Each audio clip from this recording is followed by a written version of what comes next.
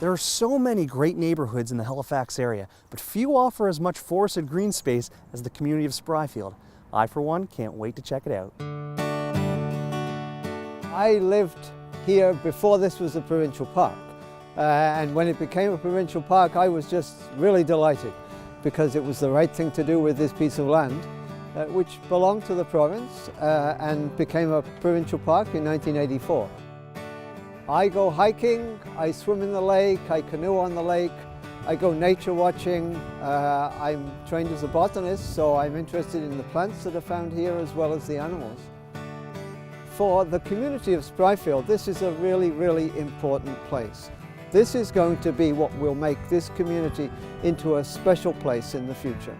We're going to brave the cold, and we're going to go out there on the lake with the canoe. We are. But the first thing we need to do, there's something we need to prepare. When Absolutely, you've got to have one of these on. Got to have a life jacket, so let's get these on.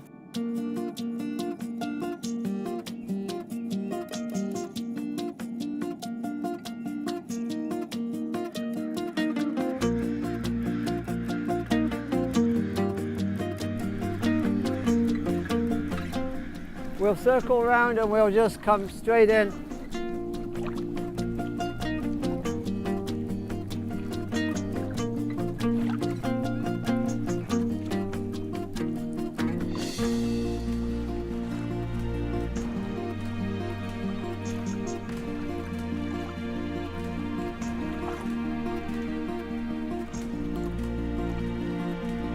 Let's go right in there.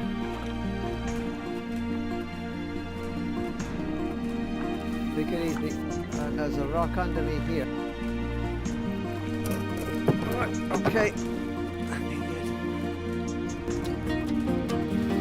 All right, we're gonna take this down as best I can with my bare feet on the rocks. Could have had a little more sun, but it was still a lot of fun.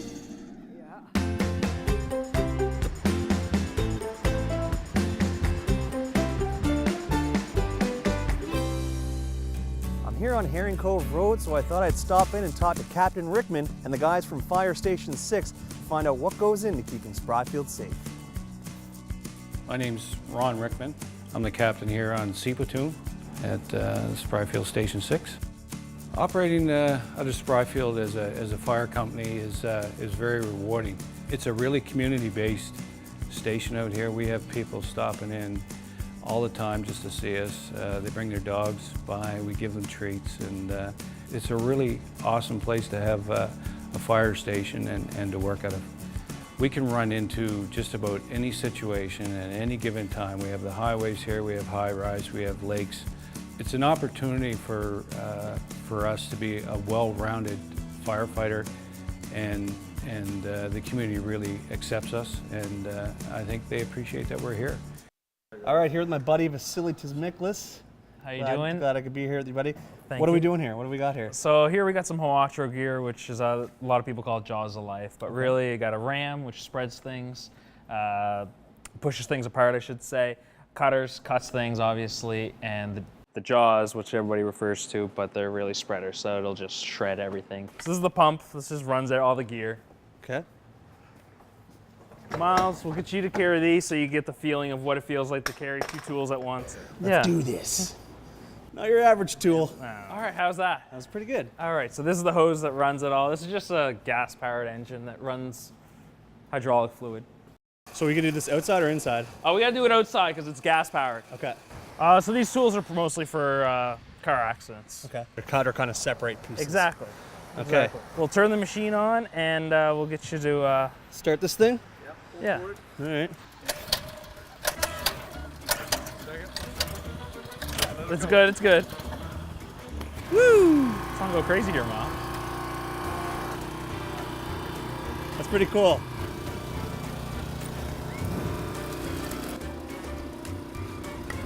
No problem. No problem. So how am I measuring up here, guys? Pretty good. Pretty good, Miles. Would you we'll make a firefighter out of you yet.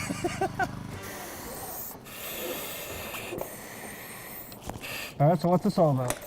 This is a high-rise pack. This is what we use to take into high-rise buildings to hook up to their standpipes in the hallways and stairwells. So put that on your shoulder. Pack So what's two. this used for? Just to Force the doors. Force the doors. So. All right, Okay. let's go. Turn around, come back, Cap.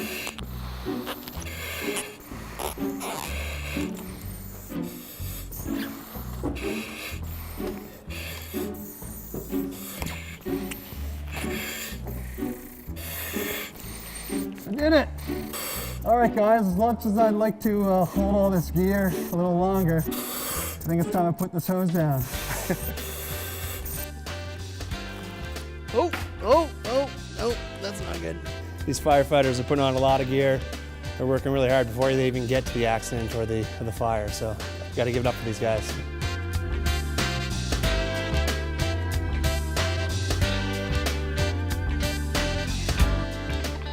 If you're in the Spryfield area and you like home-style baked goods, you need to stop by Mrs. P's Bakery. While the shop provides a variety of homemade pastries, what they're most known for are their oat cakes. I met up with the staff at the bakery to see how these tasty treats are made. So Sean, thanks for joining us today. Really a pleasure to be here at Mrs. P's. We're going to be making some cookies, I hear. Yeah. But for making cookies, it's a messy affair, right? Yes. It's a different dough. Yeah, they're oatmeal cookies. So yeah, it's not your standard cookie dough. Let's put it that way. Okay, so I'll put this apron on to make sure that I don't get too messy, right? So, Sean and Mike, what is this machine? It looks like the Betty Crocker of all Betty Crockers. Yeah, it's a big old Hobart. You don't see this at Grandma's house. No. So, what do we have to do next to make this this puppet work? So we're gonna add more water. Okay, I'll grab some of this water. All right, you want to turn it on and I'll start dumping. The biggest batch of cookies I've ever made, folks.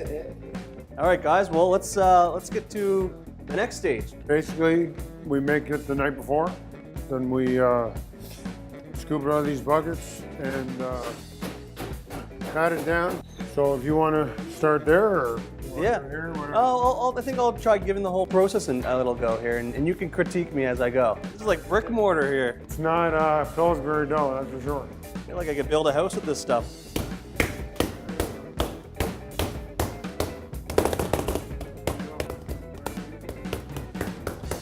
There definitely is an art, and I have not mastered that art. All right, I just stomp it in there. Stomp it in there. Just make sure you hit the table, because if you don't, you won't pull over. Hot Gemini, here we go. Whoop.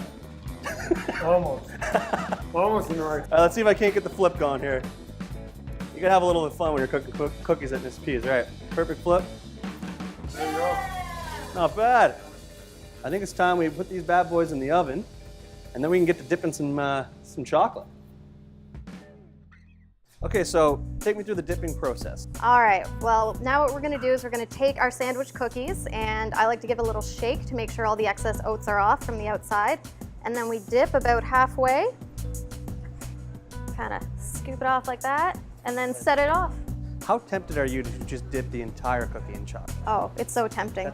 That's my original thought. As soon as I see dipping, I was like, I just want it all covered in chocolate. I wipe it off a little bit, is that what you said? I'd just do a little shake. A little shake, Yeah, excess oatmeal off there. Yep. And we do a half dip. half. Good job. And then kind of scrape off the excess a bit, and then place it on.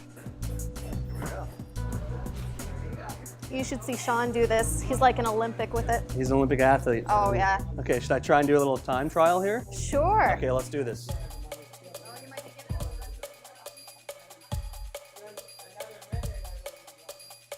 We gotta get these cookies out! And time. Awesome job. Making cookies. Mrs. P's Bakery, it's where it's at.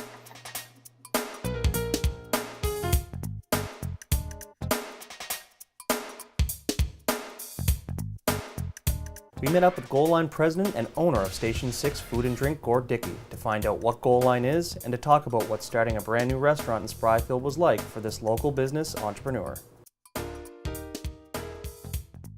So it's a web-based software program that tracks schedules and standings and manage a team for a coach or a parent. Whatever logistical challenges an association has in terms of collecting registrations for all their participants, scheduling all the games for the teams that they have in their association, communicating to their members when the games are, what's happening within the association. Everything you could think that an association needs from top to bottom is all done through this platform. With the acquisition, we're hoping to grow even a little bit more, to bring more people in here, in our support staff and supporting the associations that are customers throughout North America. I had no intention of getting in the restaurant business, but just the moon and stars all aligned where we had the building, we had the restaurant facility up front. The neighborhood needed it. There was no place to go for a pint after work or a nice bite to eat unless you had to drive up to Bears Lake. I was really surprised at how the community got behind us. So there were so many different trades that kind of lived in the neighborhood that dropped by, hey, you need to hammer thing, and people wanted us to succeed. So there's more people that didn't even charge us for half the work that they did because they were just happy we were putting some together. So it's been quite something to watch. I mean, you're always going to hear people say, well, someone else has already done that, or it's going to be really tough. You just got to stay focused, and if you're passionate about it and you believe in what you can do, there's no one stopping you.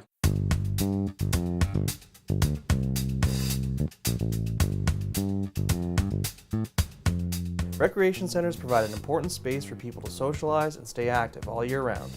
The Captain William Spry Community Center has been around for well over 20 years and is home to the iconic wave pool, a new skate park, and so much more. We spoke with Rhonda Day about everything the facility has to offer. My name is Rhonda Day. I'm the coordinator for Aquatics and Leisure Services for Halifax Regional Municipality Parks and Rec. We're currently at the Captain William Spry Community Center and the Wave Pool, located in the heart of Spry Field. It's an amazing facility that has a library, several community rooms, a fitness center. We offer a free lending program to lend you scooters and skateboards and snowshoes and Nordic poles. This facility is booming with activity. After learning about the lending program, I decided to grab a scooter and head out to the skate park for a ride that was less than impressive.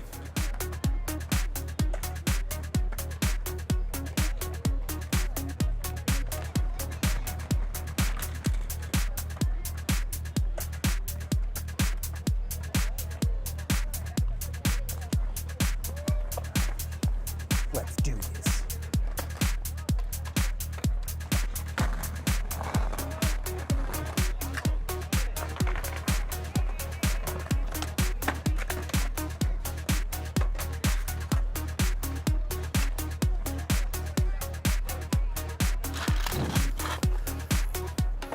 Yeah.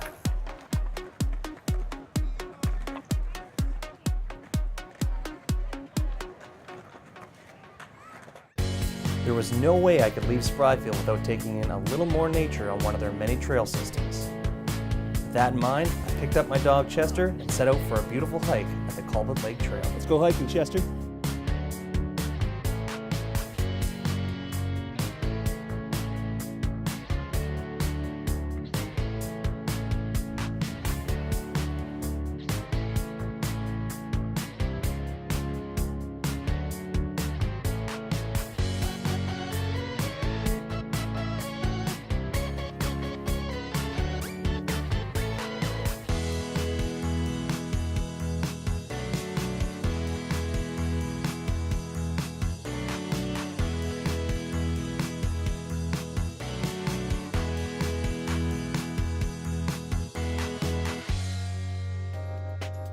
Growing up in Halifax, I can honestly say I had no idea how many great things were going on out in Spryfield. From a fire station that's always happy to help those in need of assistance, It's a really awesome place to have a fire station and to work at it. to a local bakery serving up some of the best cookies around. Perfect flip. There you go. Not bad. Awesome job. We experienced how important nature can be for a neighborhood. And for the development of this community, it's absolutely critical. And got some great advice from a successful entrepreneur.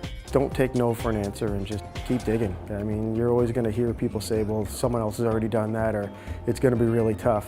One thing for sure is that this ever-growing community is uniquely located where the edge of city life meets the calming fresh air of nature's forest.